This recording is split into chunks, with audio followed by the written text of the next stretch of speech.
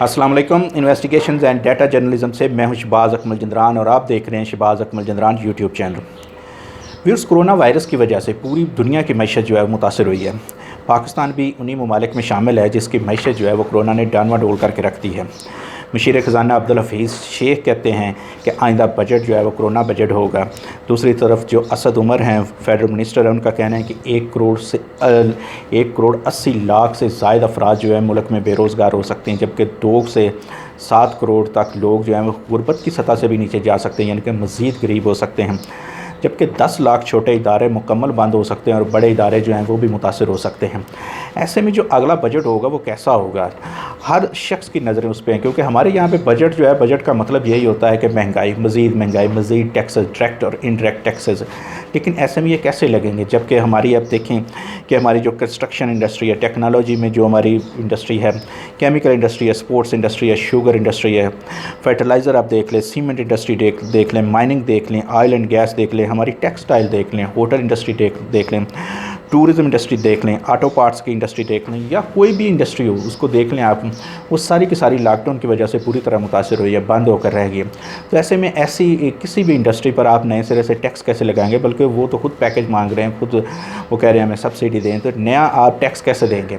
Tax तो definitely वो deficit में जाएगा, आप खसारे में जो है बजट देंगे, लेकिन इन लोगों से आप नए कैसे टैक्स लगा सकते हैं, डायरेक्ट या इनडायरेक्ट टैक्सेस, तो ये बड़ी मुश्किल होगी। मैं आपको बताता चलूँ कि जो रवा माली साल है 2019 और 20 के लिए जो पाकिस्तान का वफाकी बजट है, उसमें जो रेवेन्यू का अहदाफ था वो मजमूई तौर पर 5500 अरब था, 5.5 ट्रिलियन था, जिसको बाद में रिवाइज़ करके 5.2 ट्रिलियन कर दिया गया। लेकिन उसमें भी जो सिर्फ टैक्सेस हैं जो एफबीआर ने वसूल करने थे वो 4800 अरब थे, यानी कि 4.8 ट्रिलियन थे, जिसको बाद IMF की मशावरत से अब जो है 3.9 ट्रिलियन कर दिया गया, यानी कि 3900 अरब रुपये। और अब तक जो वसूली में कमी आई है, जो रेवेन्यू का हदफ जो है उससे हम पीछे हैं, वो 900 अरब रुपये है, यानी कि 900 अरब रुपये रेवेन्यू कम वसूल हुआ है अब तक के टारगेट में।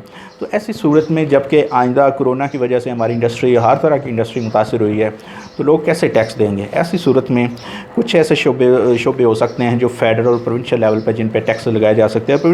अगर प्रोविंस की बात करें तो पंजाब में आप देखें कि हमारा सबसे बड़ा जो रेवेन्यू जो कलेक्टर है वो है पंजाब रेवेन्यू अथॉरिटी, जो GST एंड सर्विसेज वसूल करता है 16 से 17%। उसका टारगेट जो है रवा माली साल का वो 161 अरब रुपये था, लेकिन उसका टारगेट जो है बुरी तरह मुतासर हुआ क्योंकि वो माफ़ कर दिया गया। इसी तरह जो प्रॉपर्टी टैक्स का टारगेट था आप वो देखें आप, तो वो जो है वो 14.5 अरब रुपये का था। इसी तरह जो प्रोफेशनल टैक्स है वो तकरीबन 2 अरब रुपये था, टोकन टैक्स जो है वो 16 अरब रुपये था, एक्साइज ड्यूटी 8 अरब रुपये थी, और स्टैंप ड्यूटी जो है ये जो लोग जायदाद की ख़रीदो फरोख्त करते हैं तो उनके साथ ये 60 अरब रुपये का था।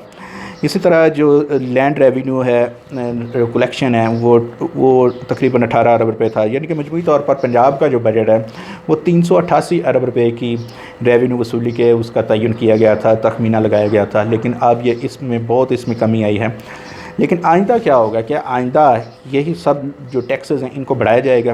देखिए IMF ने पाकिस्तान से कहा है कि जो पहले था आपका 3.9 और उससे पहले वो 4.8% ट्रिलियन था टारगेट, उसको आप बढ़ा के 5.1 ट्रिलियन कर दें, 5100 अरब रुपये कर दें, जो कि मौजूदा से कम अज़ कम वो 30% ज़्यादा है। तो ऐसे में पाकिस्तान ये टैक्स जो है ये कहाँ से कलेक्ट करेगा, क्योंकि हमारी इंडस्ट्री तो पहले से गिरी पड़ी है, उसको तो सहारा देने के लिए, संभालने के लिए खुद हमें सब्सिडाइज़ करना पड़ेगा बहुत सी चीज़ों को, बहुत से जो सेक्टर्स हैं उनमें ज़ीरो रेटिंग करना पड़ेगी टैक्स की। ऐसे में कैसे ये सारा जो टैक्स पूरा होगा।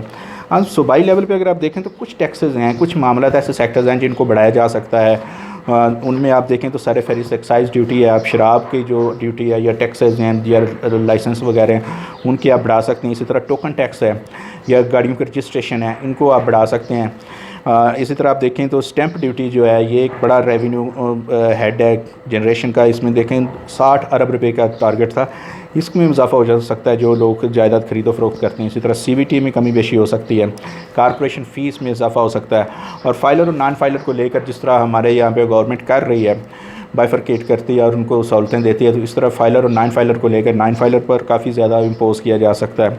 इस तरह आबियाना और लैंड रेवेन्यू है या ज़रूरी इनकम टैक्स है, इन पे हो सकता है। ज़रूरी इनकम टैक्स इतना ज़्यादा नहीं है, 2 अरब रुपये है पूरे पंजाब में, इस पर इतना ज़्यादा इनको आमदन नहीं हो सकती। लेकिन बाकी ये जो लैंड रेवेन्यू है और स्टैंप ड्यूटी है और एक्साइज़ ड्यूटी और टोकन टैक्स है या रजिस्ट्रेशन गाड़ियों की, इनमें इजाफा हो सकता है। प्रॉपर्टी टैक्स में इजाफा नहीं होगा क्योंकि प्रॉपर्टी टैक्स ऑलरेडी लोगों कमर्शियल प्रॉपर्टी देखें, रेजिडेंशियल देखें, उनका ज़रा आमदन नहीं है तो वो कैसे बढ़ाएंगे।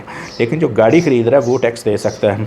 तो इसी तरह हमारे जो दीगर जो इंडस्ट्रीज़ हैं उन पर टैक्स किसी सूरत भी नहीं लगाया जाएगा। अगर लगता है तो किसी ऐसे इनडायरेक्ट की टैक्सेस की मद में लग सकता है जिसका उन्हें महसूस भी ना हो और उन्हें देना भी पड़े। तो ये थी मेरी आज की स्टोरी जिसमें मैंने बयान किया है कि हम जो है आइंदा हमारा बजट जो है वो कैसे होगा। अगर से ये टैक्स फ्री बजट होगा, लेकिन हमने जो पूरा जो अपना बजट है वो पूरा कैसे करना है, इसके लिए हमें IMF से रजू भी करना पड़ेगा। और जब हम IMF से रजू करेंगे तो उसकी अपनी शराइत होंगी और उसकी शराइत को पूरा करने के लिए हम क्या करेंगे, मज़ीद कर्जा लेंगे।